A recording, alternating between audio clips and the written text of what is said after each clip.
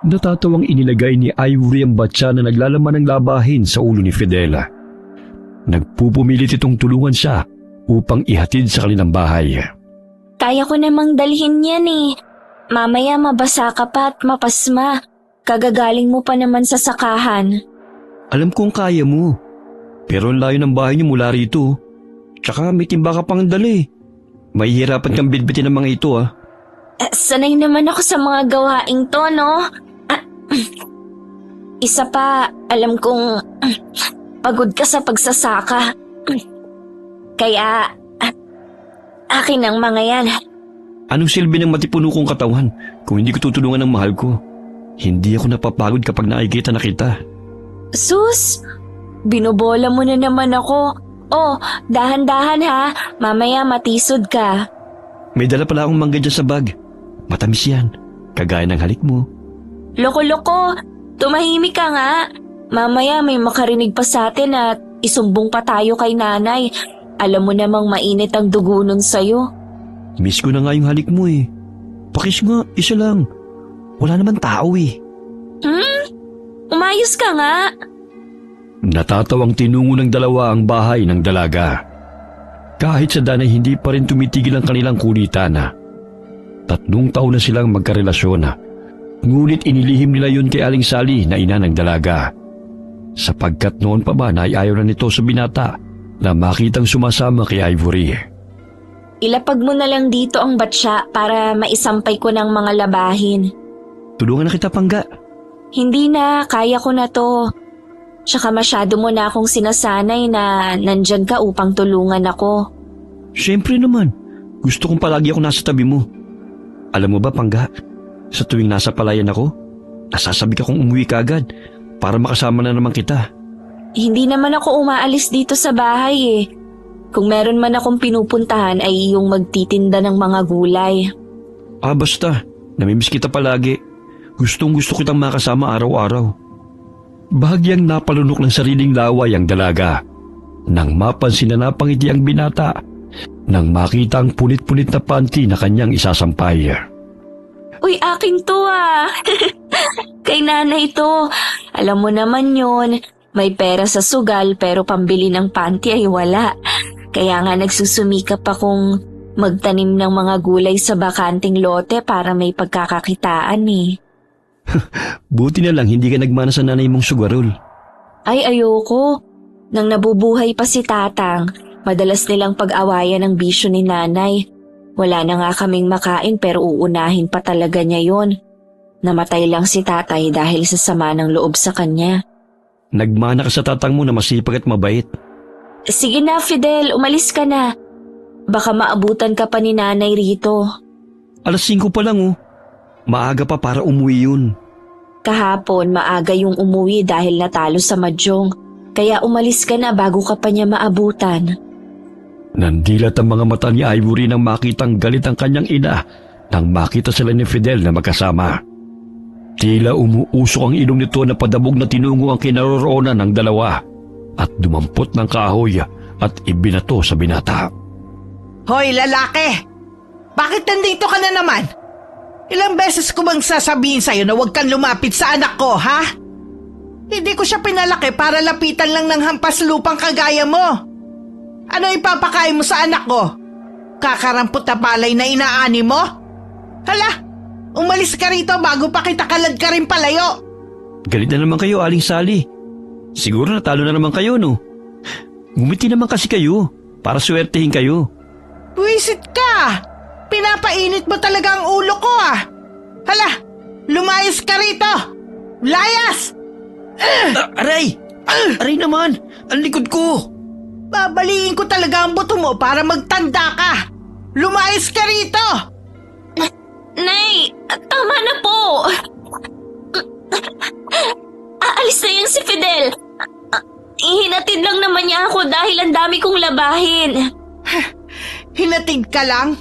Ang sabihin mo, nakikipaglandian ka na naman sa lalaking yan. Ilang beses ko nang sinabi sa'yo na wala kang mapapala sa dukana yan eh. Nandyan naman si Carmelo. Dati ka pa nung gusto. At maibibigay niya lahat ng pangangailangan mo. Hindi kagaya ng lalaking yan, isang kahig, isang tuka. Ang sakit niyo naman magsalita, Aling Sally. Nagsusumikap naman ako para maibigay ko ang magandang kinabukasan sa taong mahal ko ha. Hayaan niyo, balang araw magiging mayaman din ako. At ibibili ko kayo ng bagong panty. Ayaw mo pa talagang umalis ha? Itong sa'yo! Malakas na hinambalos ng panggatong ng ginang si Fidela. Ganun na lamang ang pagsangga ng binata at kumaripas ng takbo. Sige, bumalik ka pa rito! Dahil gagapang ka na pa uwi! Nay naman, tumulong na nga yung tao, sinaktan mo pa. Isa ka pa! Wala kang magandang kinabukasan sa lalaking yon. Kahit sarili nga niya, hindi niya mapalamon ikaw pa kaya. Isa pa, haka-haka no, na aswang ang tiyahin niyang si Dudang na nag-alaga sa kanya. Kaya marahil sa kanya ipinamana ang pagiging aswang dahil wala naman yung anak at asawa. Sinasabi ko sa'yo, Ivory ha, layuan mo ang lalaking yon. Nay, mabuting tao si Fidel. Mula pa pagkabata, kilala ko na siya at sabay kaming lumaki. Tsaka namatay si Aling Dudang na hindi naman napatunayan na aswang siya. Wala naman siyang kinain na tao sa lugar natin. Basta, layuan mo ang lalaking yon. Akala mo ba hindi ko nahalatang may gusto ang gunggong na yun sa'yo? At ikaw naman kumekerengkeng ka sa kanya. Akala mo naman mauubusan yung lalaki. Nandyan naman si Carmelo na matagal nang nagpapapansin sa'yo. Siya ang atupagin mo.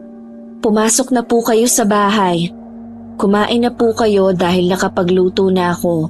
Talbos ng kamote at kamatis po ang ulam natin. Talbos na naman? Wala bang mas masarap pa riyan? May pera ba kayo? Ibibili ko ho kayo ng masarap na ulam. Wala Natalo ko kaya umuwi na ako kagad. Ayaw naman akong pautangin ni Lena Buisit na babaeng yun. Babayaran naman siya kapag nakabawi ako Tumigil na kasi kayo sa pagsusugal. Dahil wala naman kayong napapala sa bagay na yan. Tsaka sa 10 beses na laro nyo, 1 beses lang kayo nananalo. Samahan nyo na lang kaya ako sa pagtatanim at paglalako ng mga gulay. Hoy Ivory, nanay mo ko. Kaya wala kang karapatan na pangaralan ako. Mamaya tamaan ka sa akin Tapalan mo na nga ng talbos ng kamote ang bunganga mo para tumigil ka na sa pagtatalak dyan. Kala mo kung sinong matino. Sampaling pa kita riyan Kung may pasaway na anak, may pasaway rin na ina. Anong binubulong-bulong mo riyan, ha? Wala ho, may nakalimutan lang akong kunin. Tumayo si Ivory at kinuhang mangga na ibinigay ni Fidela. Napapangiti pa siya habang hinihiwa yun Napalingon si Aling Sally sa kanya at napakunot noo. Oh, may mangga ka pala. Bigyan mo nga ako. Matikma nga kung matamis yan. Kaya nga po hiniwa ko para pagsaluhan natin to.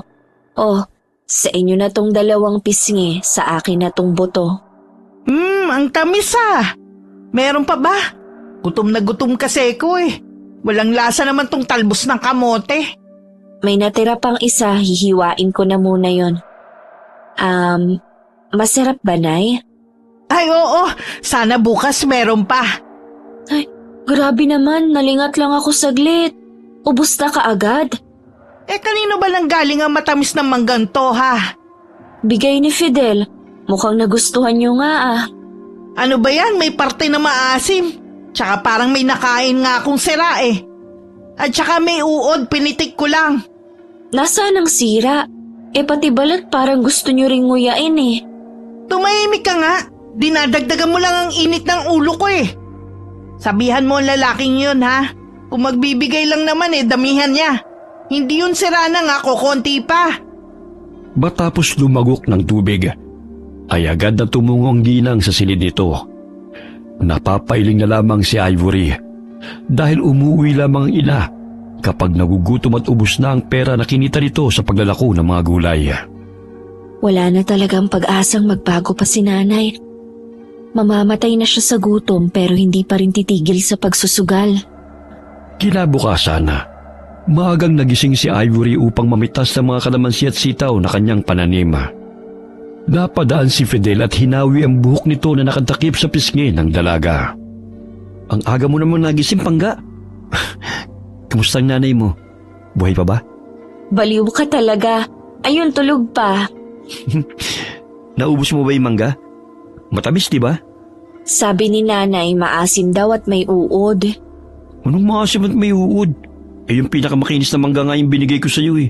Tsaka, lahat ng kinuha namin doon matatamis. Sus, hindi naman ako naniniwala sa sinabi ni nanay. Eh halos lunukin na niya pati ang balat sa sobrang gutom at pagkatakam eh. Kung may sira at uod yun, naghurumintado na yon. Halos pabulunan nga ng sinabi kong galing sa'yo. Ibang klase talaga yung nanay mo, Pangga, no? Siya, pupunta muna ako sa palayan ni Mang Ikoy. Mag-aabono pa kasi ako eh. Masama ang pakiramdam niya. Kaya ako na lang gagawa nun. Mag-ingat ka ha. Nakapag-almusal ka na ba? Oo, tsaka may baon ako rito para sa pananghalian. Dadalhan kita mamaya ng gulay para sabay na tayong kumain. Tatapusin ko lang tong pamimitas ng sitaw dahil kukunin na ni Rona mamaya. Kita-kisa lang tayo mamaya, Pangga. Hinalikan ng binata ang noo ng kasintahan bago lumakad palayo. Ilang sandali pa'y nagising si Aling Sally at dumungaw sa bintana. Hoy, Ivory! Sinong kinakausap mo riyan, ha? Ang aga-aga nakikipagchismisan ka. Wala po.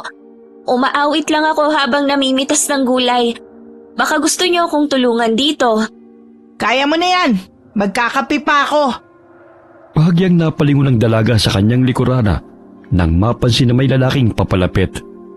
Muli siyang napangiti sa pag-aakalang bumalik si Fidel. Bagamat napawi ang kasiyahan sa kanyang mukha nang tumambad sa kanyang harapan ang astig na binatang si Carmelo. Magandang umaga sa'yo, Ivory.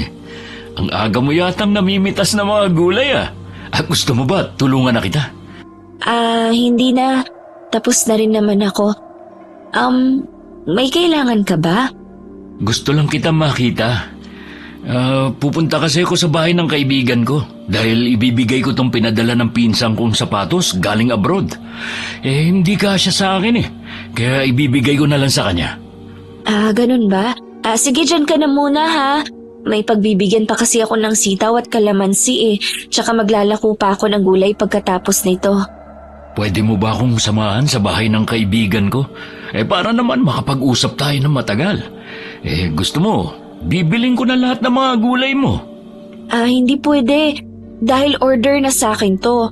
Isa pa, hindi ko naman kilala yung kaibigan mo. Kaya ikaw na lang ang pumunta sa kanila dahil marami pa akong gagawin. Hinihimas-himas pa nito ang kumikinang na relo at ang gintong kwintas habang nakikipag-usap sa dalaga. Naiinis man, ngunit mapaklang ngiti ang tugon niya sa lalaki at agad na nagpaalam upang pumasok sa kanilang bahay. Maya-maya'y lumabas si Aling Sally at masayang sinalubong si Carmelo. Naku naman, Sir Carmelo. Malayo pa lang natatanaw na kita. Nasisilaw naman ako sa suot mong mga ginto. Baka naman may sobra ka riyan. Pwede mong ibigay sa akin pag ayaw mo na. Palabiro ka talaga, Aling Sally. Napadaan ako kasi gusto ko sanang yayain si Ivory na mamasyal. Naku, sige, mamasyal kayo kahit saan nyo gusto pumunta. Pwede mo na nga yung asawahin kung gusto mo eh. Hindi ako tututol sa inyong dalawa.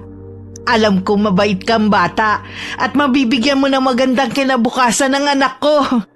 Nay, anong sinasabi niyo?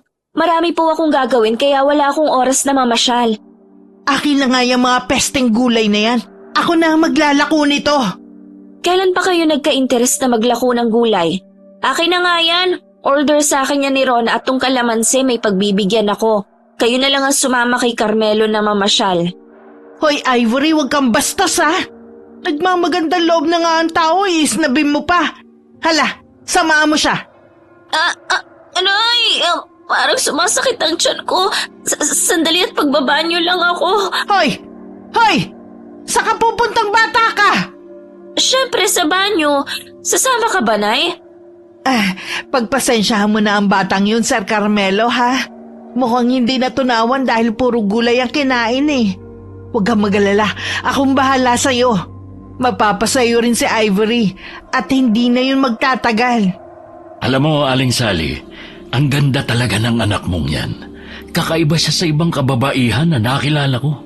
Ang amo na mukha at ang sariwa. Bakit nandito ka pa? Nadaanan ko yung mga kaibigan mo. Nagsisimula na silang maglaro ah. Wala kasi kong pera ngayon, iho eh. Baka pwedeng makahiram. Ibabalik ko rin sa'yo kapag nakabawi ako. Magkano bang hihiramin mo? May 50 mil ka ba riyan? Maraming kapital, malaki ang panalo.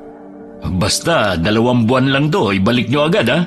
Tsaka, alam nyo naman kami mga negosyante, konti lang naman ang tubo namin at pinapaikot-ikot lang namin ang kapital. Pangako, isasauli ko to sa'yo, iho. Ramdam kong saswertihin ako ngayon. Dahan-dahang lumakad si Ivory palabas ng kanilang bahay at dumaan sa kusina upang hindi makita ni na Carmelo at Aling Sally. Nakakainis! Narito na naman ang hambog na Carmelo na yun. Ang dami-dami ng babaeng nakarelasyon. Akala talaga lahat makukuha niya. Ilang beses ko nang sinabing ayaw ko sa kanya. Pero hindi pa rin tumitigil sa panliligaw. Hoy, Ivory! Saka pupunta? Akala ko ba sumakit ang tiyan mo? Ayos na po ako, nakapagbawas na. Kayo na munang bahala sa bahay, aalis na po ako. Puwisit na batang yun. Tinakasan na naman ako. Hindi bale. Sa susunod na araw na lang ako babalik para bisitahin niyang si Ivory. Mukhang nahihiya pa sa akin eh. Oh, ito pala yung perang hinihiram niyo. Basta, Aling Sally, ang utang dapat bayaran. Dahil kung hindi, kukunin ko anumang gamit niyo na mapapakinabangan ko. Abay, wala problema. Ibabalik ko tong pera. Puhunan ko lang to, palalaguin ko lang. Humithit ng sigarilyo yung binata bago lumakad palayo sa ginang. Matagal na itong may pagtingin kay Ivory, ngunit madalas siyang iniiwasan ng dalaga. Makukuha din kita, Ivory. Tignan ko lang kung magmamatigas ka pa. Matapos na may hatid ng dalaga ang mga gulay kay Rona, ay dali-dali siyang pumunta sa palayan kung nasaan si Fidel. Malayo pa lamang itanaw na siya ng binata at tumakbo na ito papunta sa kanya na parabang may humahabol sa kanya. Oh, bakit napaaga yata ang pagpunta mo rito, Pangga? Kasi si nanay, gusto pa akong sumama sa Carmelo na yun. Ilang beses ko nang sinabi sa kanya na ayaw ko sa lalaking yun eh. Halatang manyak, hambog at higit sa lahat, filingero. Akalain mo ba naman pinapakita pa talaga ang mga alahas habang kinakausap ako? Wala naman akong pakialam kahit balutin pa niya ng ginto ang katawan niya. Pero itong si nanay, halos pagkandara pa sa lalaking yun at pinipilit akong mamasyal kasama ang hambog na yun. Tignan mo nga yung itsura mo. Parang nakakain ka ng sangkatutak ng sili sa pamumula mo eh. Si nanay kasi nakakainis. Mabuti na lang at nakatakas ako. Sinabihan ko siya na sumama ang tiyan ko, kaya ayon, tumakbo ko papunta rito. Kaso nga lang, hindi na kita naipagluto. Wala tayong ulam. May pritong tilapia akong baon. Gutom na rin nga ako eh, kaya kumain na tayo, Pangga. Umuusok na yung ilong mo. Matamis na halikang dumapo sa ilong ng dalaga mula sa kasintahan. Wala man silang kayamanan na may pagmamalaki. Ngunit ang pagmamahal nila sa isa't isa ang siyang dahilan ng labis nilang kasiyahan at hindi matutumbasan ng anumang yaman. Napakaswerte ko dahil naging parte ako ng buhay mo, Pangga. Akalain mo yun? Halos nasa lalaki na yun ang lahat, pero ayaw mo pa rin sa kanya. Oo, nasa kanya na ang lahat, pati kahambugan at kapreskuhan. Higit sa lahat, amoy bayabas. Amoy bayabas?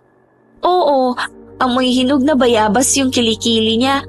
Sumuntok talaga sa ilong ko kanina nang itaas niya yung braso niya para ipakita yung gantong relos niya. Ay nako, hindi talaga nakatakas yun sa ilong ko, Pangga. Baka naman may bayabas na tanim sa bakuran nyo. Naku, wala no. Kalamansi lang ang nandoon. Ang kulit mo ah. Ako, amoy bayabas rin ba ako?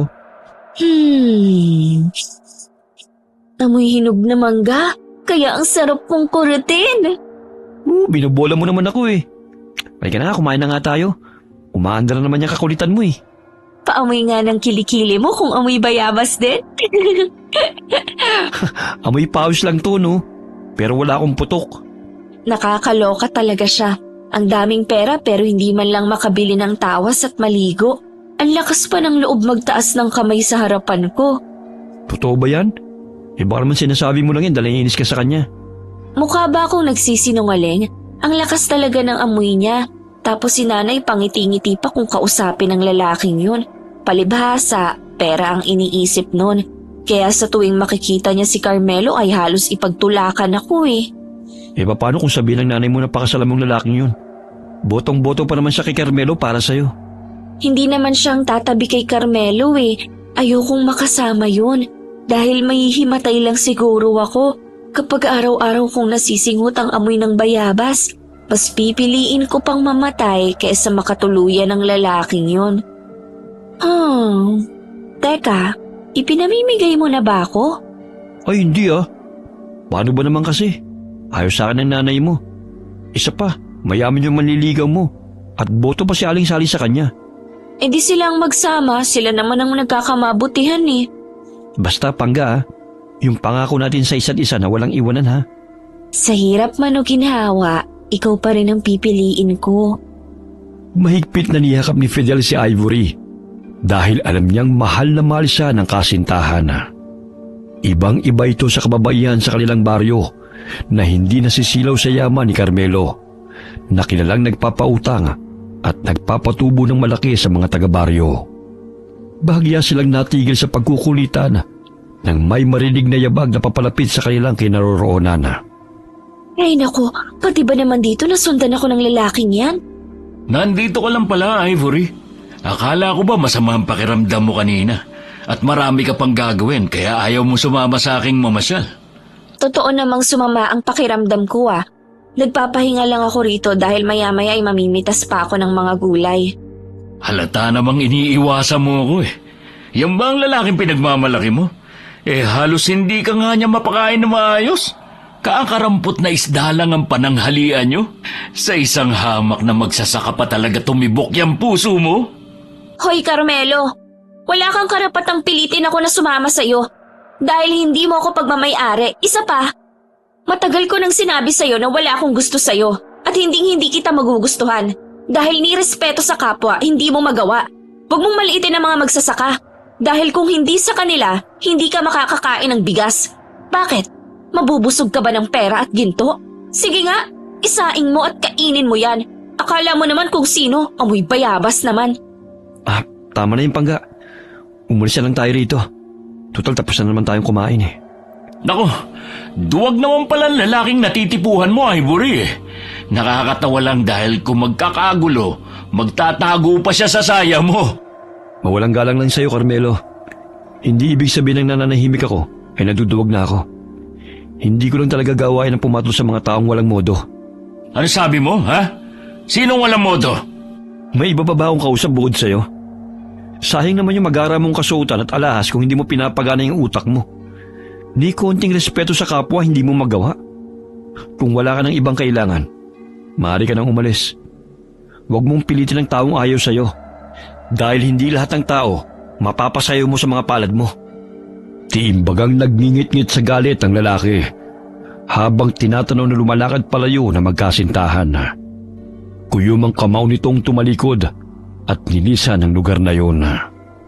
Ang lakas ng loob mong kalabanin ako ha. Pues, tignan ko lang kung hanggang saan ang tapang ninyong dalawa. Hindi ako papayag na magpatalo na lamang sa isang dukhang magsasaka na yun. Mapapasakin si Ivory.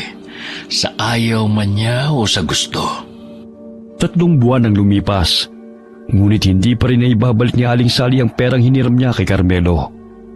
Sa tuwing nakikita niya ang lalaki, ay humihingi ito ng paumanhin dahil naubos na ang pera. Oh, kumusta Aling Sally? Nanalo ka na ba? Sir Carmelo, pagpasensyahan mo na hindi ko pa maibabalik ang utang ko sa iyo eh. Hindi pa kasi ko siniswerte. Pwede bang bigyan mo pa ako ng 1 buwang palugit para bayaran ng perang hiniram ko? Naku, Paano ka makakabawi kung ubos na pala ang pera mo? Gusto mo bang humiram ulit? Talaga? Pahihiramin mo pa rin ako? Aba, siyempre naman. Anong silbi ng pagkakaibigan natin kung hindi ka makakabawi? Basta, bayaran mo na ako sa araw ng singilan, ha? Pangako, babayaran kita. Tila ba'y nabunutan ng tinik sa dibdib ang ginang nang hindi nagalit si Carmelo sa kanya. Bagkus pinahiram na naman siya ng kapital para magsugal. Nanalo siya sa unang laro. 3 sunod-sunod na araw siyang sinuwerte. Kaya hindi na siya tumigil sa pag-aakalang yun na ang simula ng kanyang tagumpay. Subalit ang kanyang kasiyahan ay biglang napawi nang matalo siya sa laro hanggang sa maubos ang kanyang pera. Maging ang titulo ng kanyang lupa ay kanyang ipinambayad sa kaibigan ni Carmelo na kalaban niya sa sugalan. Umuwing bagsak ang balikat ni Aling Sally at mainit na naman ang ulo nito.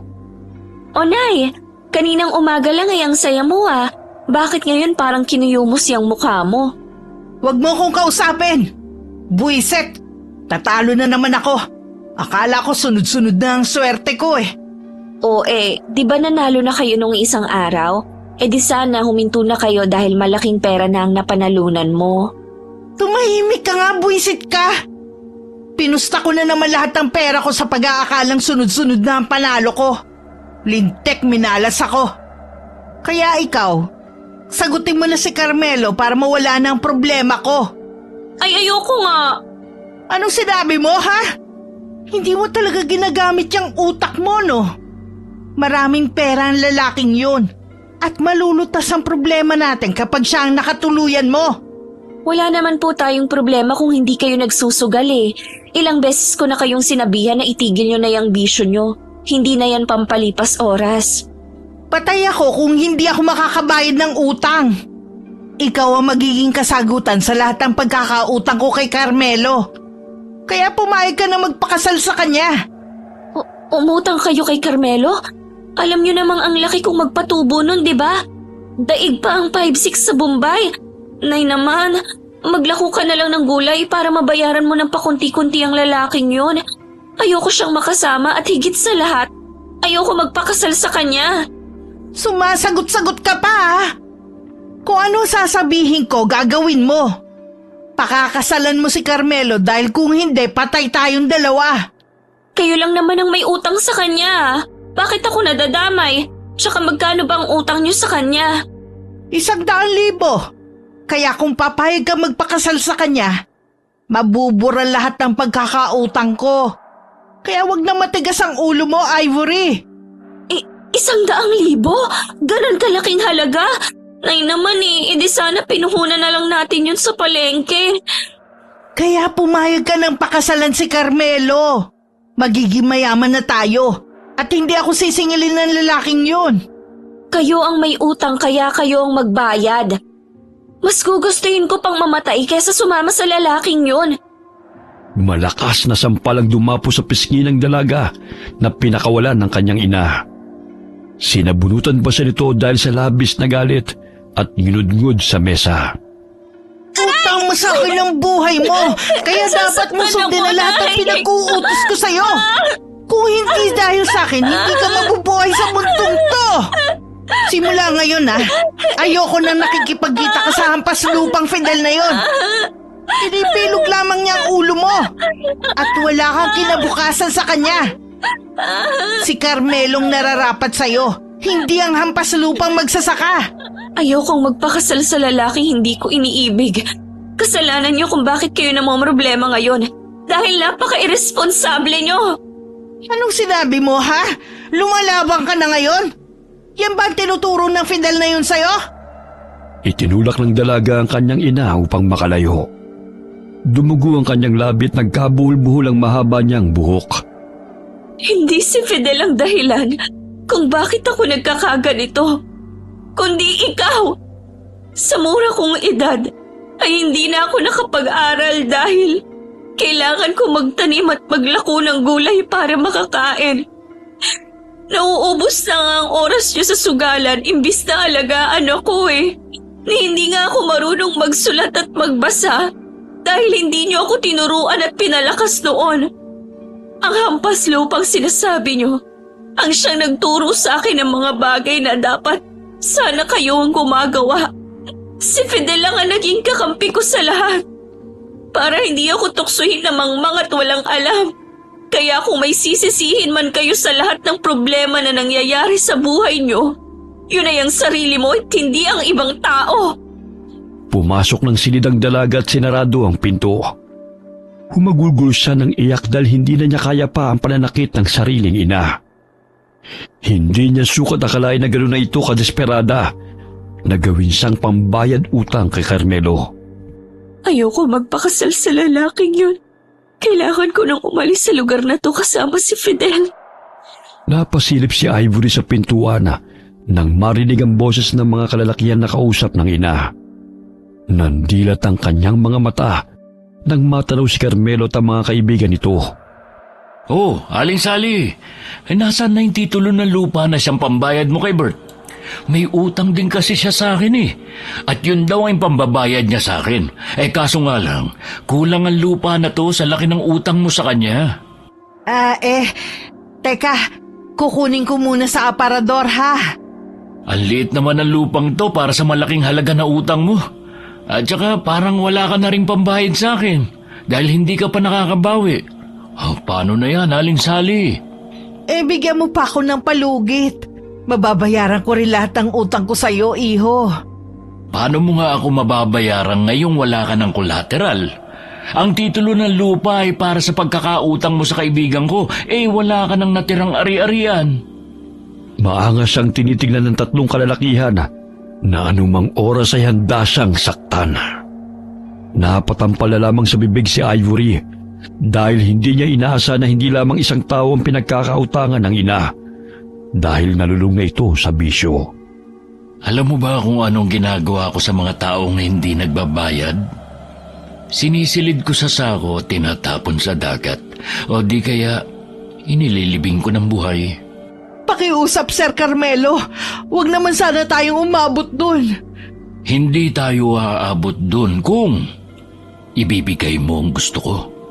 Si Ivory, di ba matagal ka na may gusto sa kanya? Pwede mo siyang pakasalan. Makabawi man lang ako sa'yo. Ang galing ah! Nabasa mo agad ang laman ng isipan ko. Kung maging asawa ko na si Ivory, hindi na kita sisingilin sa lahat ng pagkakautang mo sa akin.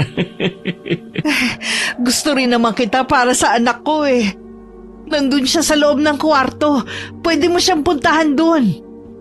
Palakas ng palakas ang kabog ng puso ni Ivory nang marinig ang usapan ni Carmelo at ng sariling ina.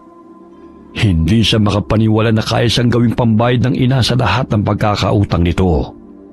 Hindi maaari ito. Kailangan kong umalis rito. Hindi ako pwedeng sumama kay Carmelo. Sarado na ang pinto. Mukhang tulog na yata si Ivory ah. Gising pa yan. Kani-kanina lang nag-uusap pa kami. Sandali ako na ang tatawag ha. Ivory, lumabas ka muna riyan. May bisita ka. Ilang beses pang tinawag ni Aling Sally ang anak, ngunit hindi pa rin siya pinagbubuksan.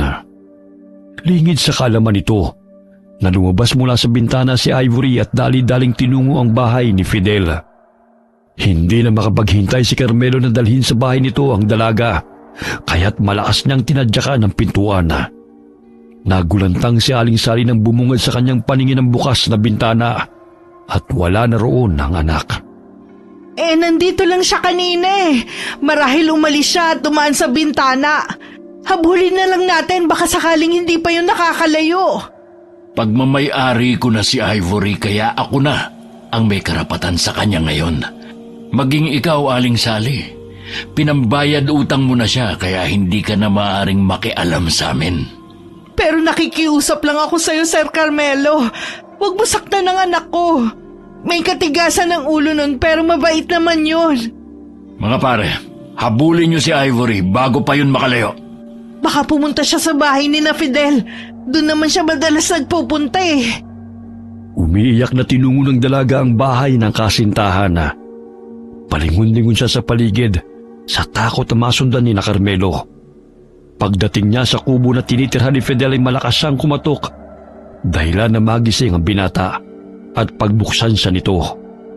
Fidel, buksan mo ang pinto! Tulungan mo ako! Bakit ka umiiyak? Ano nangyari sa'yo, Pangga? Kailangan kong umalis rito. Pakiusap, tulungan mo ako, Fidel. Sa oras na to, batid kong pinaghahanap na ako ni na Carmelo. Si nanay, lubog siya sa utang sa lalaking yun. Maging ang titulo ng lupa ay pinangbayad niya. Ngunit kulang pa rin yun, kaya napagkasundoan nilang akong pambayad sa utang ni nanay. Ayokong sumama kay Carmelo. Ayoko siyang maging asawa. Umalis tayo rito. Walang hiya talaga yung nanay mo. Pati ikaw nagawang ipahamak dahil adik na sa sugal. Fidel, natatakot ako. Alam mo namang maraming babae ang si Carmelo. Ayokong gawin niyang koleksyon. Kung hindi makakabayad si nanay, ay mapapahamak din siya. Kailangan niyang harapin ang resulta ng kanyang ginawa. Ngunit hindi pwedeng ikaw ang kabayaran sa lahat ng atraso niya sa lalaking yon. Hindi yun makatarungan, Pangga. Nagdala ng ilang damit si Fidel at isinilid sa kanyang baga. Kinuha niya ang itak na nakasabit sa dingding at tumakbo palayo sa lugar na yon. Tinahak nila ang madilim na daan. Ilang sandali pa'y may mga yabag silang narinig, kaya't nagtago sila sa mga talahiba. Pigil ang iyak ni Ivory habang tinatakpan ng palad ang bibig. Maya-may muli silang tumakbo nang mapansin na lumagpas na sa kanilang pinagkukublian ng dalawang lalaki na naghahanap sa kanila. Doon muna tayo sa kamalig ni Mang Ikoy, kung saan walang masyado nakakapunta ron maliban sa amin. Fidel, huwag mo kong ibibigay sa kanila, ha? Ipangako mo sa akin yan. Pangako, Pangga, hanggat nabubuhay ako, hindi ko hahayaan na may manakit sa'yo.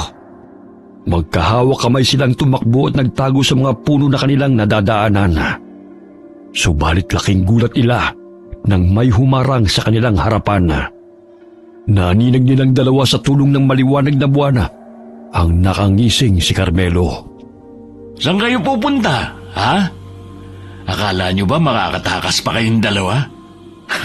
Hoy, Ivory, akin ka na ngayon dahil pinambayad utang ka na ng nanay mo.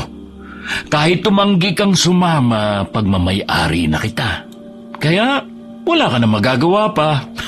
Hindi ako sasama sa'yo, hayop ka! Ikaw lang naman na nagpupumili ito na pautangin si nanay. Dahil alam mong sugarol siya at hindi kayang makabayad. Ginipit mo siya para makuha ang gusto mo. Hindi ako sasama sa'yo. Walang yaka! At saan ka sasama? Sa lalaking walang ibubuga? Hindi ka nga kayang ipagtanggol niyan eh. Tingnan mo nga itsura niya. Namumutla na! Tarantado ka pala eh. Kung may duwag man dito, ikaw yun. Ginagamit mo lang ang pera mo para pagsamantala ng kahinaan ng mga tao. Kahit ayaw sa'yo, pinipilit mo para sumama.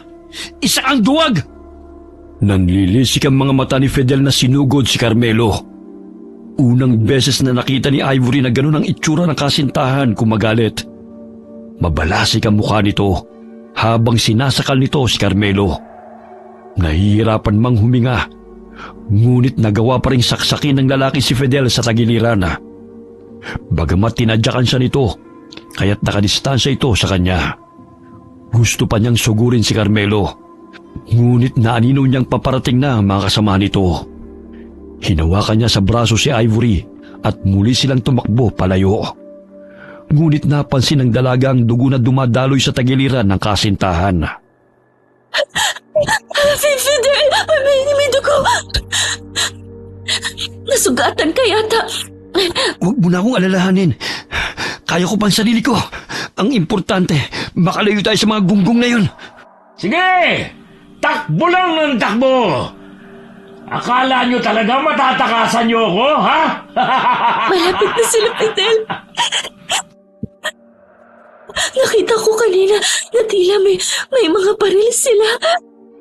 Uminit ang katawan ng binata at unti-unting bumabakat ang mga ugat sa kanyang mga kalamnan. Bahagyang natakot si Ivory dahil ang nooy maamong mukha ng kasintahan ay napalitan ng nakakasindak na itsura. Fidel, bakit parang may pagbabago sa yung anyo? Anong nangyayari sa'yo? Huwag ka matakot, Pangga. Hindi kita sasaktan. Kailangan ko lang gawin ito para makatakas tayo sa mga lalaking yan. Aswang ka ba, Fidel? Kahit nagmula ako sa lahi ng mga aswang, hindi naman batayan yun upang gumawa ng kasamaan. Mas pinili namin ni Chang na mamuhay ng normal at payapa sa baryong ito. Ayoko naman na maging ganito eh. Ngunit naawa ako kay Chang dahil gusto niya nang lumagay sa tahimik. Kaya ako nang nagmana sa batong mutya na taglay niya. Kapalit doon ay pagiging aswang ko. Noon gusto niyang patayin ko na lamang siya. Sa gayon hindi na niya may ipasa sa akin ang mutyang itim. Ngunit hindi ko magawang pumatay. Kaya napagpasahan ko na lamang natanggapin ang itim na bato para hindi na siya maghirap. Fidel, kahit ano ka pa, mahal na mahal pa rin kita. Sa nalalaman ko ngayon, walang pagbabago sa nararamdaman ko sa'yo. Mas lalo mo pa akong pinahanga-pangga. Nagpakawala ng putok ang isang lalaki na kasamahan ni Carmelo. Kaya tinulak ni Fidel si Ivory. Dahilan na matamaan siya sa balikat. Tumakbo si na Carmelo patungo sa kinaroroonan nilang dalawa at sinaksak nito si Fidel. Ngunit sinanggayon ng binata at tinamaan siya ulit sa braso. Tama na! Itigil mo na yung kahibangan mo, Carmelo. Walang kasalanan si Fidel kaya lubayan na ninyo siya. Dahil isa siyang pakialamero, papatayin ko na para makalimutan mo na ang hangal na ito. Walang iya ka talaga! Wisit ka, Carmelo! Tantanan mo na kami! Malakas na tinadyakan ni Fidel si Carmelo at kinuha niyang itak sa tagiliran upang sugurin ang lalaki. Ngunit sinaksak ng kasama nito ang braso at likod ng aswang na si Fidel ng paulit-ulit. Dahilan na mabitiwan nito ang patalim. Pinagtulungan nilang sugurin si Fidel hanggang sa manghina ang binata. Tumakbo si Ivory at niyakap ang kasintahan. Itigil na ninyo yan! Wala kaming kasalanan sa inyo, lalo na si Fidel. Kung may pagkakautang man si nanay sa inyo, siyang singilin nyo, hindi kami. Hindi ka ba marunong umintindi, Ivory? O sadyang mahina lang talaga ang utak mo? Akin ka na. Kaya ang sino mang umaangkin sa pagmamayari ko, kailangan kong iligpit. Gaya ng lalaking yan. Kailangan niya mawala sa ating landas dahil magsasama na tayo. Hindi mo ako kasakapan at hindi ako sasama sa'yo. Fidel, gumising ka, Pangga. Patawarin mo ko. Kung hindi kita nailigtas mula sa mga tarantadong yan. Mahal na mahal kita, Ivory. Fidel! Pakiusap, huwag mo akong iwan. Patawarin mo ko kung nadamay ka pa sa kaguluhang ito. Tama na nga yan drama na yan. Ikaw, buhatin mo na yan si Ivory. At kayong dalawa, ihulog nyo na lang sa bangin ng lalaking yan. Wag! Huwag niyong gawin niya kay Fidel. Hayop kayo. Humahagulgol ng iyak ang dalaga habang niyayakap ang kasintahan na pilit na inilalayo ng dalawang kalalakihan sa kanya. Pagamat napansin niya na bumukas ang bibig ni Fidel at iniluwa nito ang batong itim na nasalo ng kwelyo nito. Bago pa siya makaladkad ni Carmelo palayo kay Fidel, nakuha niya ang batong itim at dahan-dahang nilunok yun. Ilang sandali nakita niyang nagtulong ang dalawang lalaki na ihulog si Fidel sa bangin. Tayo na! Hayaan na natin mabulok ang lalaking yan dyan. Ikaw, Ivory, sanayin mo na sarili mo na kasama ako. Dahil kahit kailan, hindi na kayo magkikita ng lalaking yan. Patay na siya! Pagbabayaran mong ginawa mong to sa amin ni Fidel. Kayong lahat na pumatay sa kanya. Paano mo kami pagbabayarin, Aber? Ni hindi mo nga kayang iligtas ang sarili mo eh. Inutusan nito ang isang lalaki na buhatin si Ivory. Nagpupumiglas man, ngunit nanghihina na ang dalaga dahil sa labis na pagod at paghihinagpis sa sinapit ni Fidel. Ayaw pang sumakay ng sasakyan ng dalaga, ngunit sinuntok siya ni Carmelo sa tiyan dahilan na mawalan siya ng malaya. Walang tao sa kalsada, kaya malaya nilang nadala si Ivory sa mansyon na tinitirhan nito. Pinahirapan mo pa talaga ako. Pwes, hindi ka na makakaalis pa sa lungga ko. Pakipot ka pa kasi kaya itong inabot mo. Animoy demonyong tumatawa habang hinahalikan nito ang leeg ng dalaga. Nasa loob pa lamang sila ng sasakyan, ngunit hindi na nito napigilan ang sarili na halikan si Ivory. 2 oras ang kanilang nilakbay bago nakarating sa rest house. Walang kabahayan at tanging mga puno lamang ang madadaanan sa naturang lugar.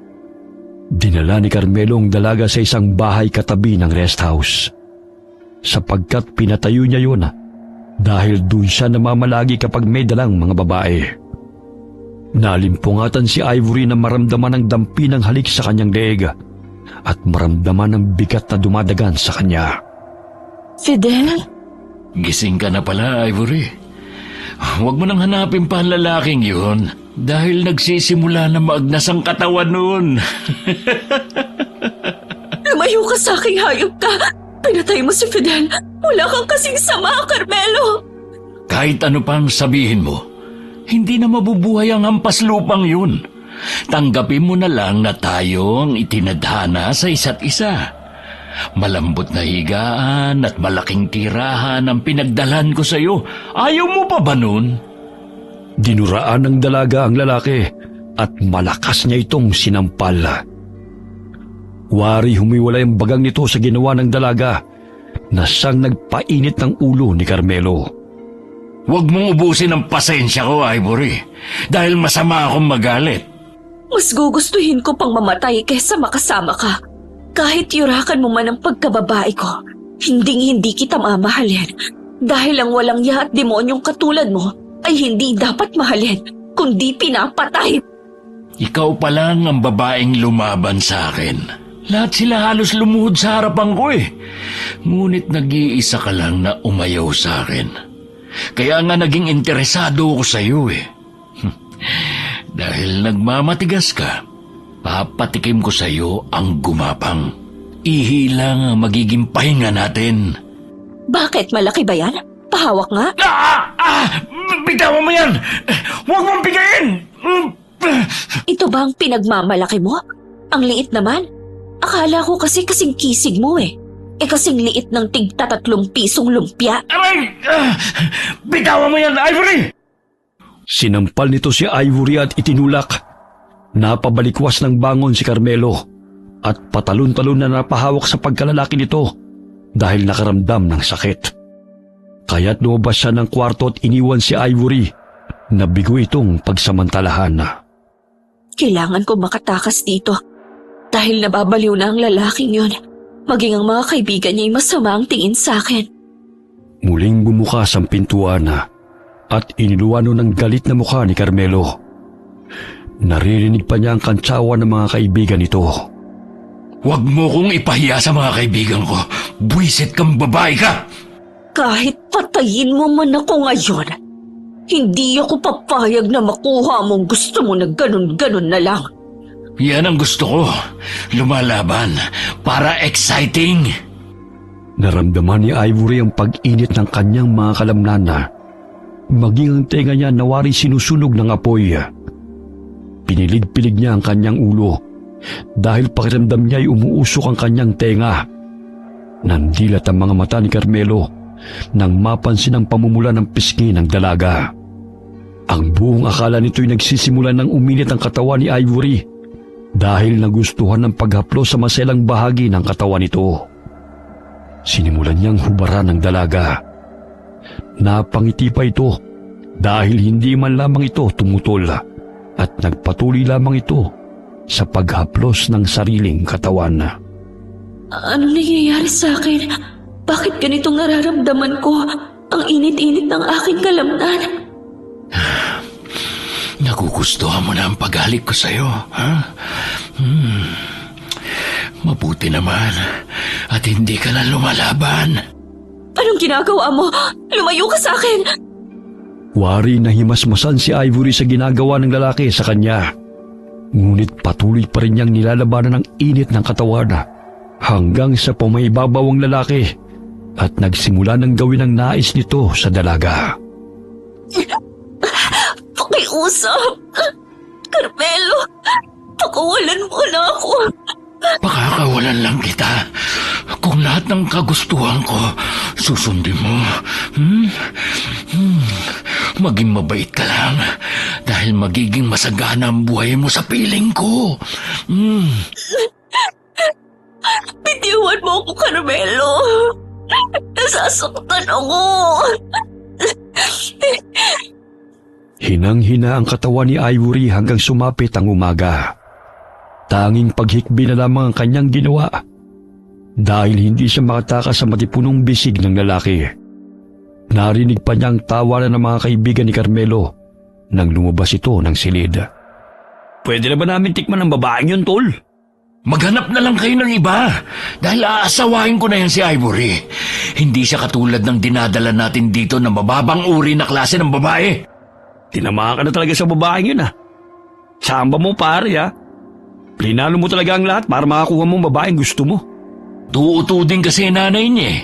Kaya yan, walang kahirap-hirap. Paano ba yan? Bigyan mo na ng apong nanay mo. Ang tagal niya nang gusto magkaapo eh. Pero hindi mo pa mapagbigyan. Easy lang, pre. Doon din tayo papunta. Ngayong seseryosohin ko na talaga ang relasyon. Paano ba naman tikim-tikim ka lang noon? Ang bilis mong maumay sa mga babae. Iba si Ivory. Kaya siya na magiging ina ng mga anak ko.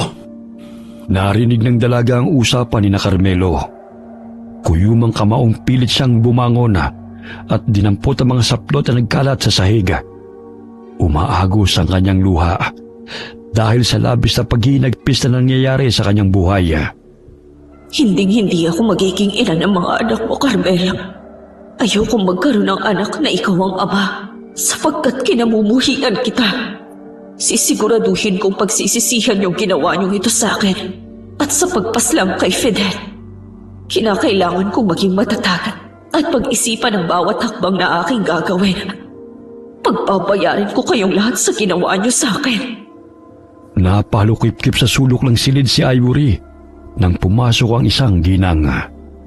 Strikto ang mukha nito at matalim na napatingin sa kanya. May dala itong pagkain at marahan itong inilapag sa kama. Kumain ka na. Ikaw si Ivory, hindi ba? Tumango lamang ang dalaga at tinitigan lamang ang ginang. Tanging matapang na mukha lamang ang kanyang nakikita at walang halong awa. Maswerte ka dahil ikaw ang napiling maging asawa ng anak ko. Ayos na rin dahil bata ka pa. Nakakasiguro akong malinis ka. Gusto ko lang naman na magkaapo na kaya pasayahin mo ang anak ko para makabuo na agad kayo. Huwag kang mag-alala. Makakakain ka rito na masasarap na hindi mo pa natitikman sa probinsya kung saan ka man nanggaling. Minsan lang sumeryoso si Carmelo sa isang relasyon. Kaya huwag mo siyang galitin. Bakit mo sinusuportahan ang kawalangyaan ng anak mo? Dapat turuan mo siya ng tama at ituwid ang mga mali niyang ginagawa. Alam mo bang pumatay siya para lang makuha ang kagustuhan niya? Kumain ka na lang para maging malakas ka. Ang pinakaayaw ko, madaldal. Naiintindihan mo ba? Kaya bonjing yang anak mo eh. Dahil kinukonsinte mo. Walang modo at higit sa lahat, mas masahol pa kaysa sa hayop ang pagkatao. Tumigil ka. Huwag na huwag mong pagsalitaan ng masama ang anak ko. Nasa pamamahay kita. Kaya dapat marunong kang lumugar. Inilapit ng ginang ang mukha nito sa mukha ni Ivory at pinisilang pisngin ito. Ilang sandali pa'y sinampal niya ang dalaga bago lumabas ng silid. Lalabas din sana si Ivory, subalit bantay sarado siya ng mga kaibigan ni Carmelo. Malagkit na nakatitig sa kanya mga ito at halatang sabog sa ipinagbabawal na gamot. Naroon din ang lalaki na nakikipagkwentuhan sa kanyang mga kaibigan. Oh, saan ka pupunta, Ivory? Kumain ka na muna bago pa lumamig ang pagkain. Gusto mo, subuan pa kita? Magbabanyo lang ako. Sumasakit kasi ang tiyan ko eh. Sasamahan na lang kita. Mamaya tumakas ka na naman eh. Huwag kang magtatangkan tumakas dahil mahihirapan ka lang. Huwag kang gagawa ng hakbang na ikagagalit ko. Dahil parang mga tuta ang mga yan na handang sumalo sa pinagsawaan ko. Itinuro nito ang mga kaibigan na tila bilasang isda ang mga mata sa pamumula. Tumatawa pa ang mga ito na nakatingin sa kanya na tila ba'y hinuhubaran siya. Nakaagaw ng pansin ang toolbox sa tabi ng sofa sa kinauupuan ng mga kalalakihan. Kaya nagkaroon siya ng pag-asa makakuha ng sandata laban sa mga ito. Habang lumilipas sa mga araw, nararamdaman ni Ivory ang pagbabago sa katawan. Umiinit ang kanyang mga kalamnan na tila ba'y umuusok ang kanyang tenga. Napansin niyang mahimbing na nakatulog si Carmelo matapos na may mangyari sa kanila. Kailangan ko munang iligpit ang bonjing na to para malaya ako makakalabas dito. Pinulupot niya ang kumot sa katawan ng lalaki bago itinali. Tanging ang ulo lamang nito ang nakalabas. Tatakpan pa sana niya ng una ng mukha ni Carmelo, ngunit may narinig siyang mga yabag palapit ng silid. Nagulat siya nang marinig ang boses ng isang lalaki, kaya't nabitiwan niya ang una na. Hoy, papatayin mo si Carmelo para makatakas ka, ha? Akala mo ba'y makakatakas ka pa rito? Kaya nga rito. Ano bang matagal na rin kitang kursunada? Kaso nga lang, tinamaan ang gusto ang kaibigan ko sa'yo. Mahimbing siyang natutulog. Kaya pwede bang ako naman ang pasayahin mo, ha? Aray! Nasasaktan ako. Pakiusap, pitawan mo ko. Isusumbong kita kay Carmelo. Sige, sumigaw ka. Dahil hindi ako magdadalawang isip na pasabugin ang bungo mo. Kagaya ng ginawa ko sa nobyo mo. Baboy ka! Walang kasawa. Pitawan mo ako. Halika, dun tayo sa sala. Hindi naman malalaman ni Carmelo dahil naglalaway na sa pagtulog Tsaka saglit lang naman tayo Ang ganda mo, Ivory. Kaya nakakatakam ka Sige na, pumayag ka na. Kasi sabik na akong matikman ka. Bakit umiinit na naman ang mga kalabnan ko? Ano nangyayari sa akin? Ang sakit ng katawan ko. Bakit hindi ka mapakalirian?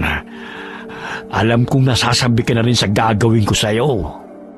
Napaupo ang dalaga sa sofa dahil patuloy na tinututok ng lalaki ang baril sa noo ng dalaga. Dahan-dahan siyang hinahalik-halikan nito sa leeg at hinuhubad pa nito ang ibabang saplot. Bagamat lingid sa kaalaman ng lalaki na kinakapa ni Ivory ang toolbox upang kunin ang anumang nasa loob noon. Diba? Mas masarap akong magromansa kaysa kay Carmelo. Malit ang kargada noon, kaya't hindi ka nun mapapasaya. Teka, bakit parang naging maugot ang mga binti mo? Tsaka, lumaki ang mga kalamnan mo. Maugat? Araw-arawin ka ba naman? Hindi ka tutubuan ng mga varicose? Anong nangyayari sa'yo? Bakit bigla na lang kumulubot ang mukha mo? Tsaka, namumula yung mga mata mo. Napabalikwas ng bangon si Bert at nanginginig na itinutok ang baril sa dalaga. Nanooy na nilisik ang mga matang nakatitig sa kanya. Maging ang dalagay nakaramdam ng pagbabago sa kanyang katawan at kakaibang lakas. Huwag ka lalapit! Ipuputok ng baril sa'yo! Bakit biglang nagbago yung mukha mo? Pumangit! Hindi naman ganyan yung kanina! Di iputok mo. Nasa'yo yan kung papatayin mo ko.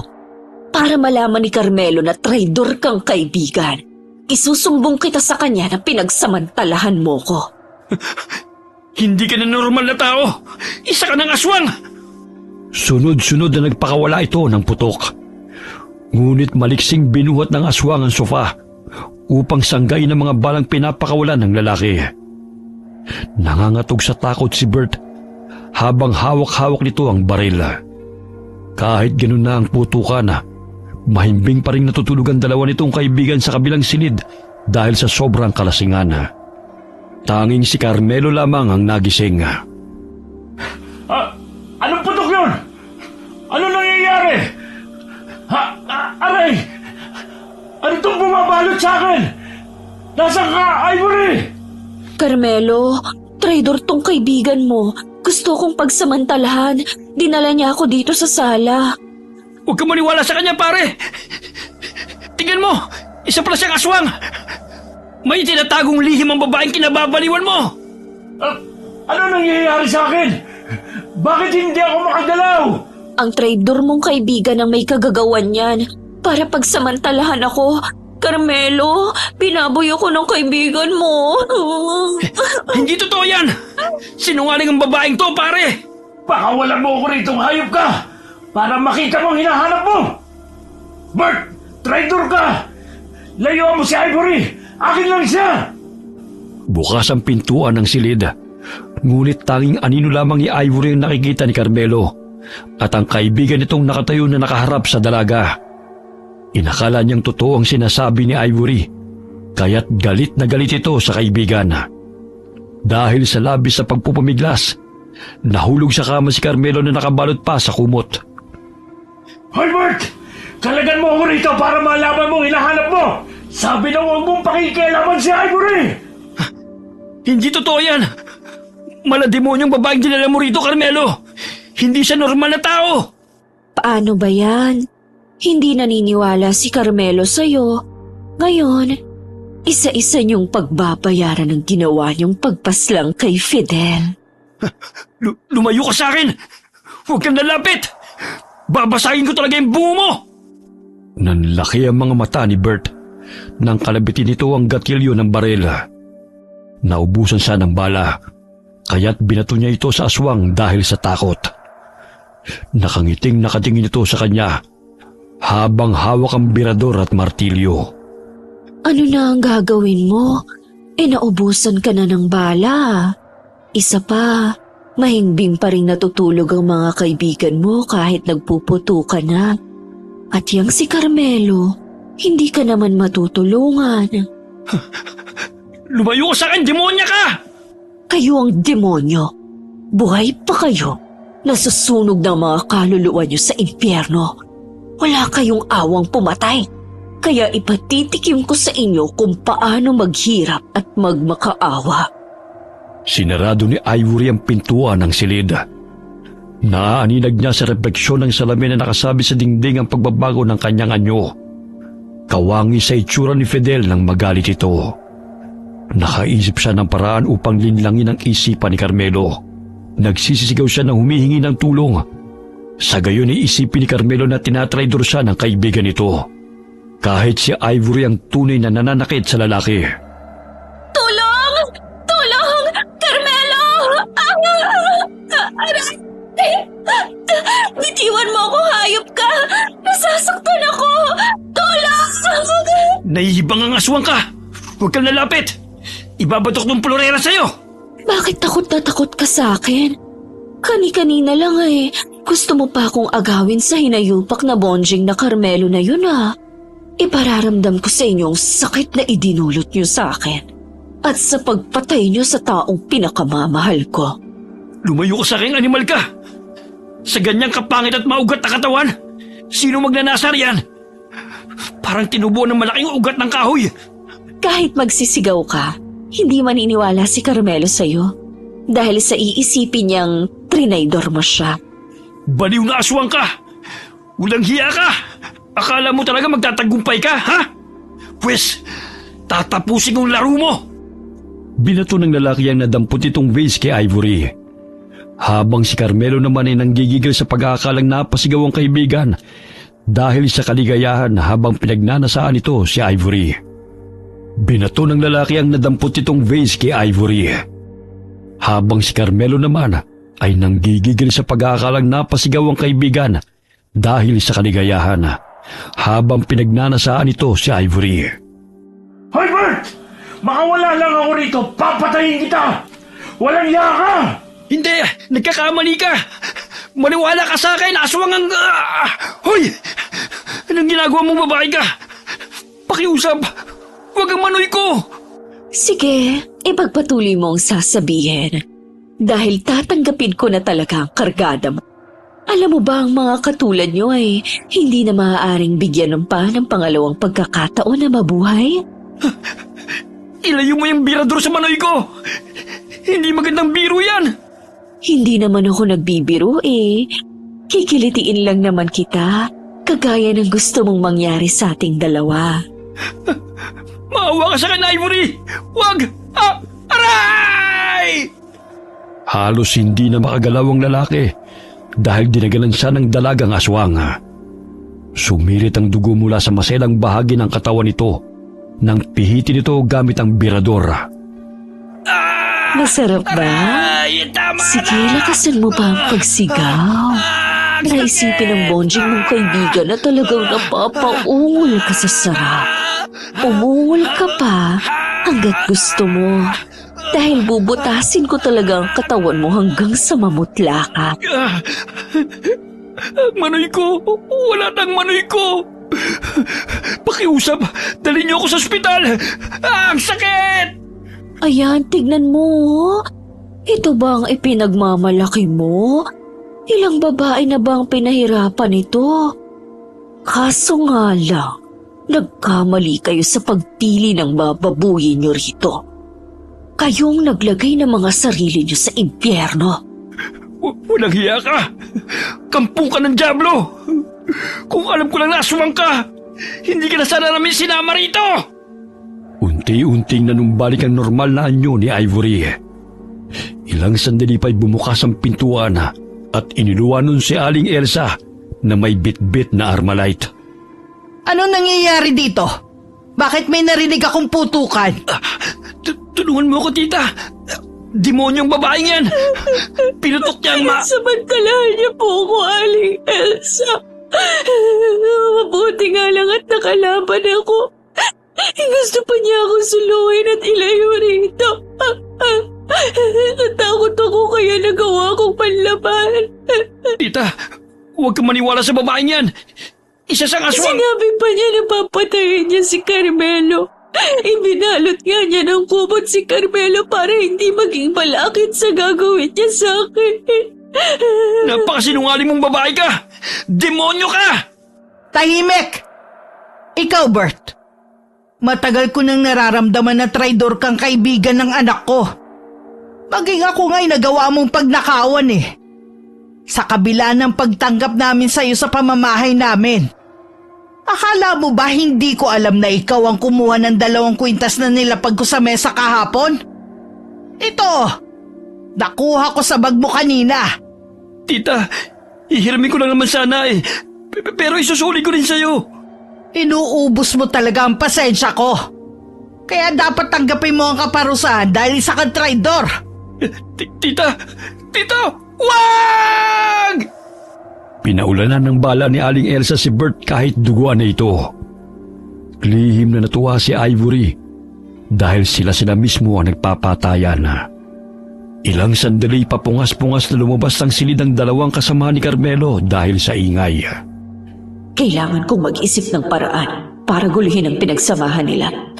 Ang bilis nilang paniwalain. Umpisa pa lang to ng aking pagpapanggap at paghihiganti. Sino man ang gumawa ng hindi ko nagugustuhan? Itutulad ko sa traidor na Bert na yan. Sige, ilibing na ang bangkay niya. Aling Elsa, pinatay mo siya? O bakit hindi ko gagawin yon?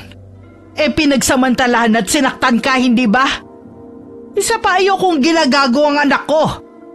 Maging ikaw, kaya kong patayin kung gagawa ka ng hakbang na hindi ko magugustuhan. Anong nangyayari dyan? Pakawalan niyo ako rito! Pinatay ko ang hayop mong kaibigan. Pinagnakawan na nga ako ng alahas eh.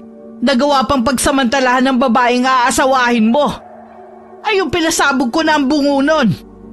Kinalas ng matandang babae ang kumot na nakapulupot sa katawan ng anak. Samantalang nagtulong ang 2 kalalakihan sa pagbuhat sa bangkay upang ilibing sa gubat. Walang iyang Bert na yun ha. Ayos ka lang ba, Ivory? Oo, may konting sugat lang. Sandali lang. Ikukuha lang kita ng gamot. Nasugatan ka sa noo. Hindi naman ganun kasakit eh. Magbihis ka na rin. Maraming dugo yung damit mo eh. Buisit na lalaking yun. Ang lakas pang umungol. Pinahid nito ang mga luha sa pisngi ng dalaga sa pag-aakalang pinagsamantalahan nito ng kaibigan. Mababanag sa mukha ang awa ni Carmelo kay Ivory habang ginagamot ito ang sugatang noo. Ang bilis mo rin palang lokohin na bonjing ka eh. Kailangan ko pang pag-aralan ang lakas na nananalaytay sa katawan ko sa tuwing nagbabago ang aking anyo bilang aswang para malabanan ko sila. Oh, bakit natulala ka na riyan?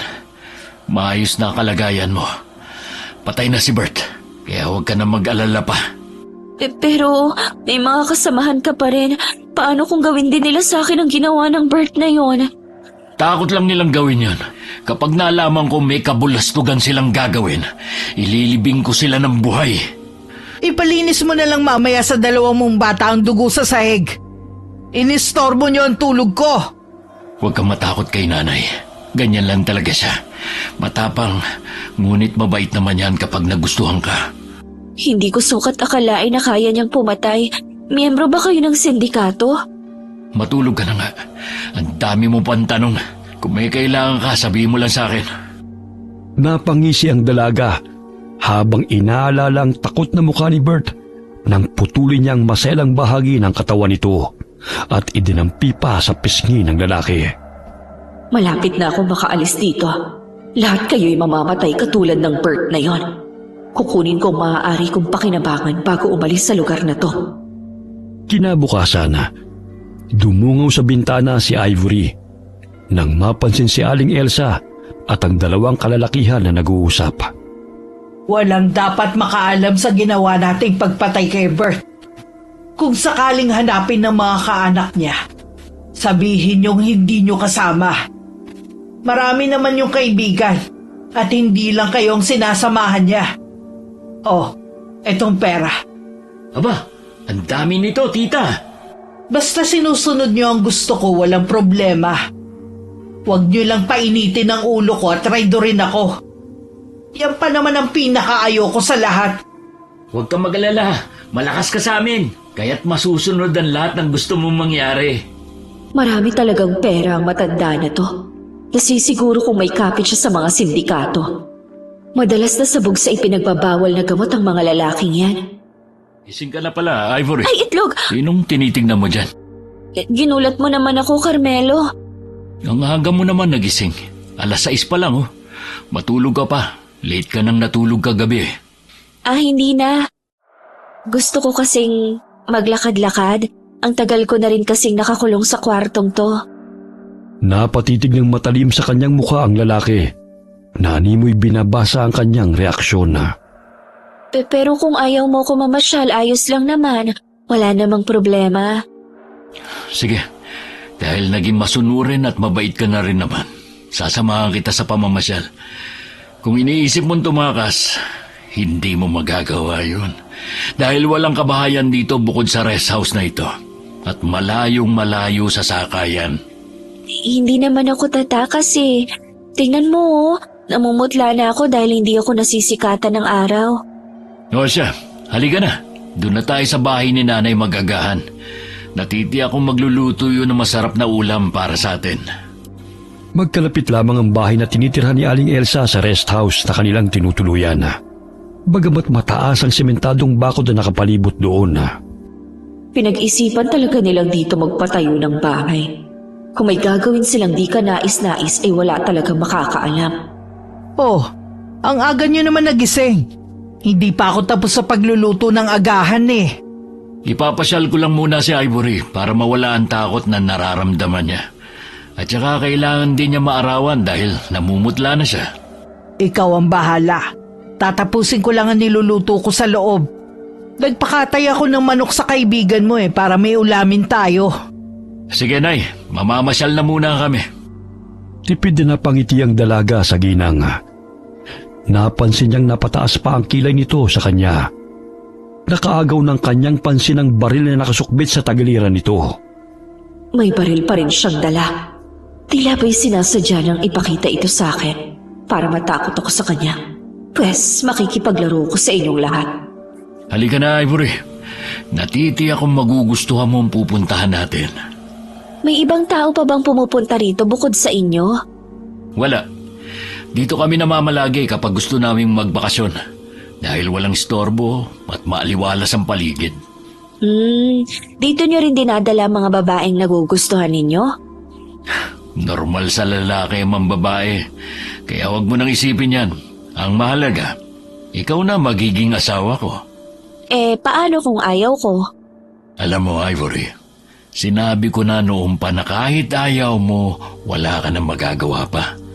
Ipinambayad utang ka na ng nanay mo, kaya akin ka na.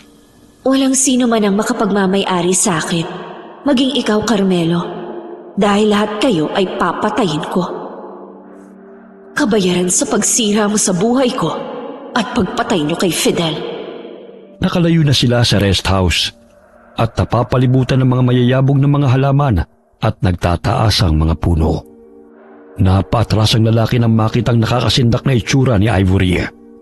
Naging gabunan siyang aswang dahil sa mutya na nilunok niya na pagmamay-ari noon ng kasintahan. May kakayahan silang maging aswang kahit sumisikat ang araw. Tanging mabalasik lamang ang kanilang itsura at maugat ang katawan. Anong nangyayari sa'yo, Ivory? Bakit naging ganyan ang mukha mo? Bakit ganyan ka ako makatingin sa akin? Matagal ko nang hinihintay ang pagkakataong masolo kita, Carmelo. Sa pagkakataong ito matitikman mo ang aking paghihiganti. Naingkanto ka ba? Ipapagamot kita kay Tiyan. Nakakapanibago namang makita ang takot mong mukha. Tila ba'y napakasarap sa pandinig ang garaligal mong boses. Ivory, maghunos dili ka. Huwag mo ko saktan. Maaagapan pa nating palayasin ang engkantong sumanib sa'yo sa tulong ng tiyahin kong albularyo. Sandali, at kukuha ko ng baging na itatali sa'yo. Pambihira, natipuhan ka pa nila. Ibang klase din ang amats ng lalaking to. Napagkamalan pang naengkanto ako. Mas mabuti na nga yun. Nandidilat ang mga mata ng lalaki ng matalim siyang tinitigan ni Ivory habang napangisi ng nakakaloko. Namumula ang mga mata nito at itinataas ang kamay na may hawak na martilyo at walang pag-aalinlangan na ipupukpok yun sa ulo ng lalaki. Huwag kang lumapit! Babariling kita! Ay oo nga pala, may baril siya. Kailangan ko siyang linlangin dahil mabilis naman siyang utuin. Sige, barilin mo ang babaeng to. Kung mapapatay mo siya, ikaw naman ang sasaniban ko. Umalis ka sa katawan ni Ivory. Sa dinami-dami ng babaeng dinala ko rito, bakit ang magiging asawa ko pa sinaniba mong buwisit na maligno o engkanto ka? Iwanan mo ang katawan niya! Kung ayoko, anong gagawin mo? Ano bang kailangan mo sa kanya? Ibang katawan na lang ang saniba mo. Huwag lang si Ivory. Ivory pala ang pangalan niya. Kasing ganda niya. Kung sasabihin ko sa'yo na gusto ko siya, anong gagawin mo? Lintik, dati tao ang karibal ko. Ngayon, engkanto naman. Iwanan mo ang katawan niya. Kung hindi, susunugin ko tong gubat para wala ka ng tiran. Sige, gawin mo yan. Sa gayon, may makakakita na may mga tao pala rito. Bobo! Sinugod siya ng aswang na si Ivory. Sinakyan niyang ideya ng lalaki na sinasaniban siya ng engkanto. Sa gayon ay hindi siya magawang barilin nito. Pinukpok niya sa ulo si Carmelo at nagpambuno silang dalawa. Pilit niyang inaagaw ang baril nito hanggang sa mabitiwan yun ng lalaki. Papatayin kita dahil ikaw ang magiging hadlang sa aming landas. Bitiwan mo ko! Bisit ka, hindi ako makahinga! Mas lalo ka pa palang pumapangit kung nandidilat yung mga mata mo. Paano ka nagustuhan ng babaeng ito? Walang iya ka! Kung ibang katawan lang ang sinaniba mo kanina pa kita pinatay! Kung gusto mong lubayan ko ang katawan ng babaeng ito, alayan mo ko ng ginto at maraming pera. Kung hindi, patuloy akong manggugulo sa inyong dalawa, maging sa mga kasamahan mo. Akala ko tao lang ang scammer, pati engkanto rin pala. Ayaw mo? Bukas na bukas, patay na ang babaeng ito. At ang kaluluwa niya'y dadalhin ko sa kaharian namin. At ikaw at maging mga kasamahan mo'y gagawin kong alipin. Nakapa ni Carmelo ang baril at itinutok sa ulo ni Ivory. Bagamat marunong na magkontrol sa sarili ang dalaga, kaya unti-unti siyang nanumbalik bilang normal na tao. Nagkunwari siyang hinimatay at napasubsob sa dibdib ng lalaki. Ivory, gising! Gising! Umalis na ang engkantong yun. Kailangan kong bumalik sa rest house para ibigay ang kailangan niya.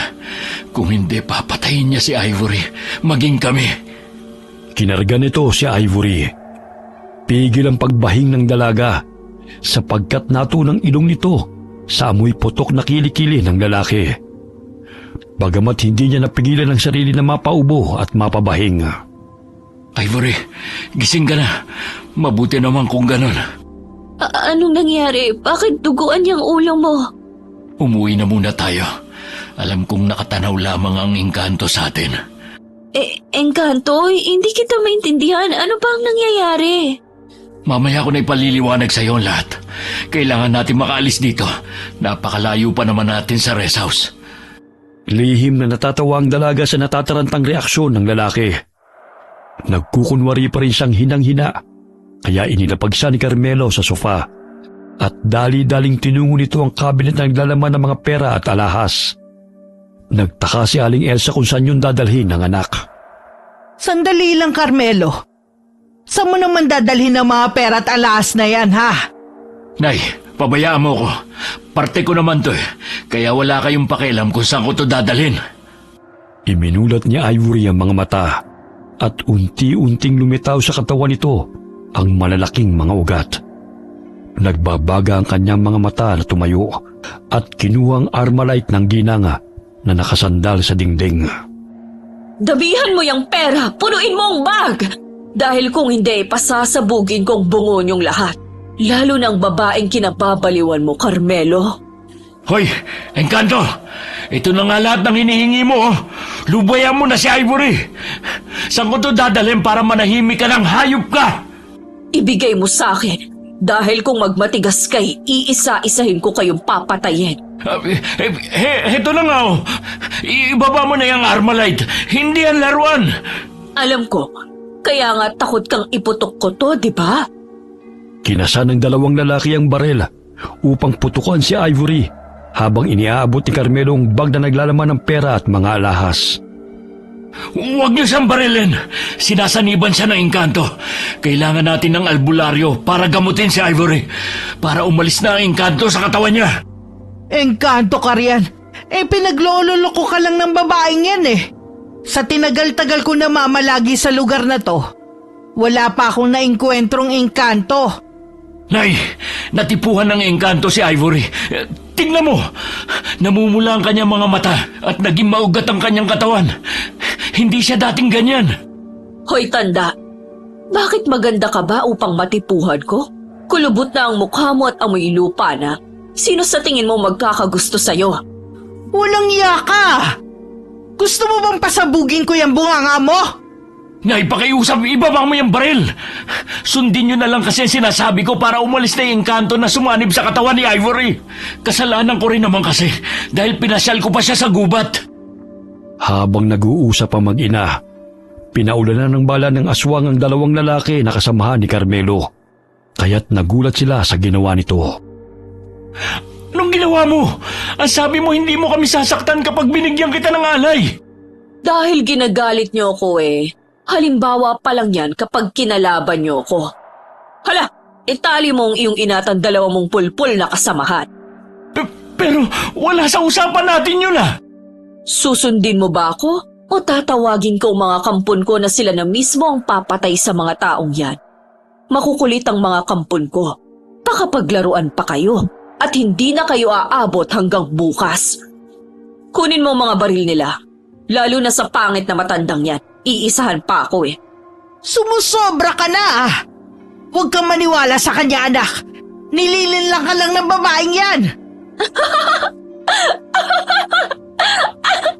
Ayaw mo bang maniwala, tanda? Gusto mo bang sampulan pa kita at isusunod kitang patayin sa mga tauhan mo? Akala mo hindi ko alam na konsentidora kang ina? Marami nang dinalang mga kababaihan ng anak mo rito. Ngunit wala kang ginawa upang itamang mga mali niya. Isa ka sa dapat na parusahan sa mga kabalustugan na ginawa ng iyong anak.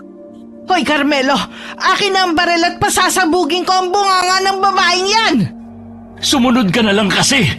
Maya-maya aalis din ang engkantong yan kapag naibigay na ang gusto niyang alay na pera.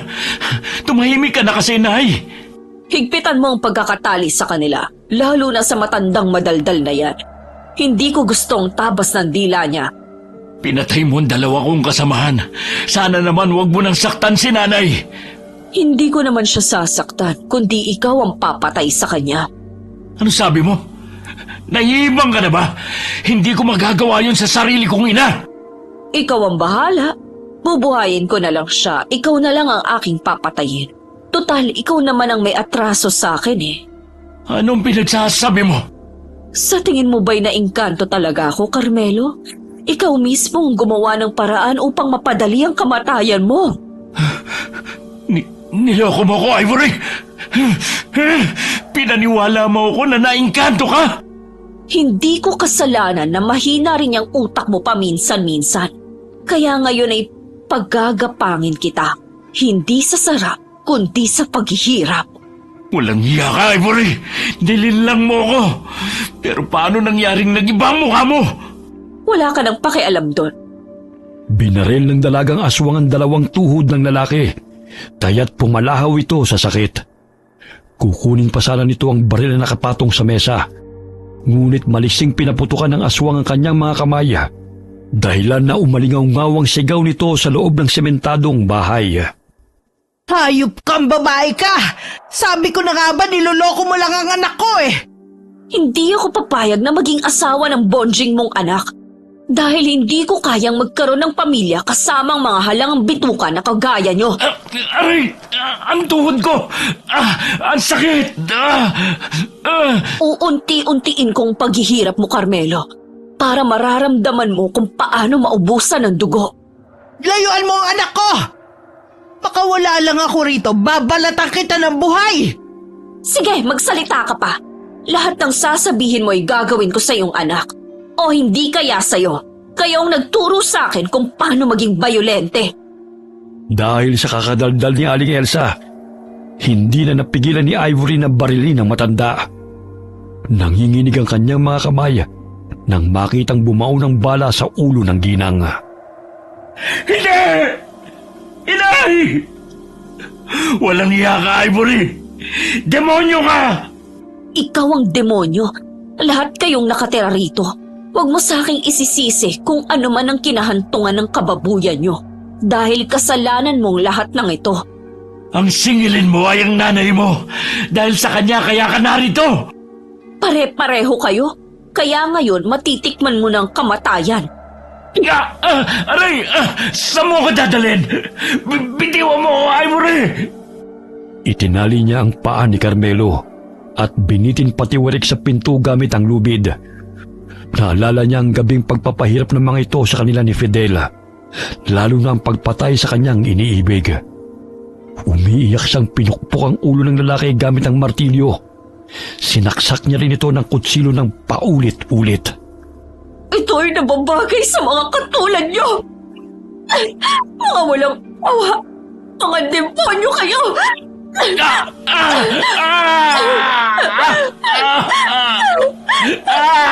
Nagsisimula ng dumilim ang paningin ni Carmelo dahil sa pinsala nito sa ulo at sugat sa katawan.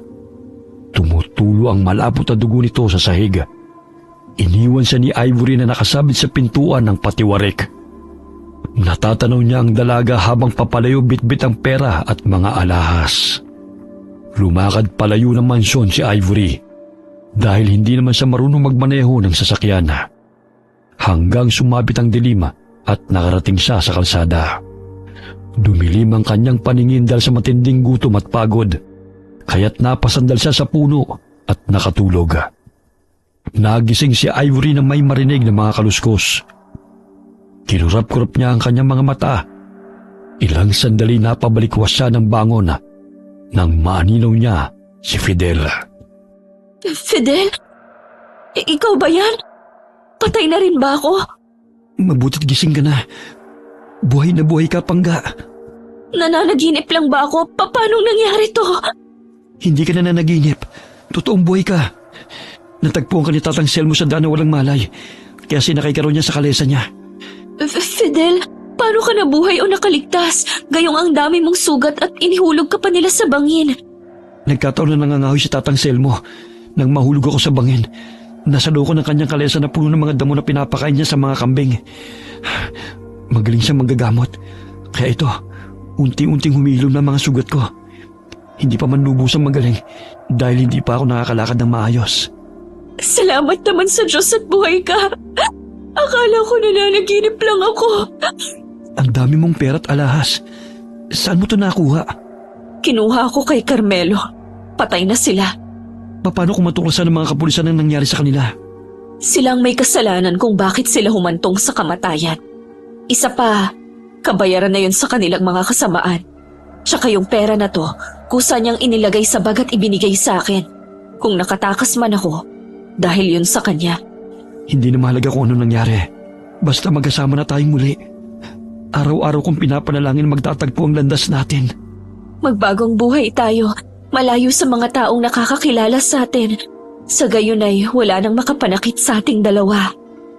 Mahigpit na niyakap ni Ivory si Fidel sa labis na tuwa. Hindi siya makapaniwala na nakaligtas sa kamatayan ng lalaking kanyang iniibig. Namuhay sila sa baryo kung saan walang nakakakilala sa kanila, bukod sa matandang manggagamot na tumulong sa kanilang dalawa. Mas minabuti na lamang ni Ivory na wag nang magpakita sa ina upang hindi na manumbalik ang sakit na ginawa nito sa kanya. Gayunpaman, mas pinili niyang patawarin ang kanyang ina, kahit hindi man ito humihingi ng kapatawaran, upang makapagsimulang muli ng panibagong buhay kasama si Fidel na kanyang pinakamamahal.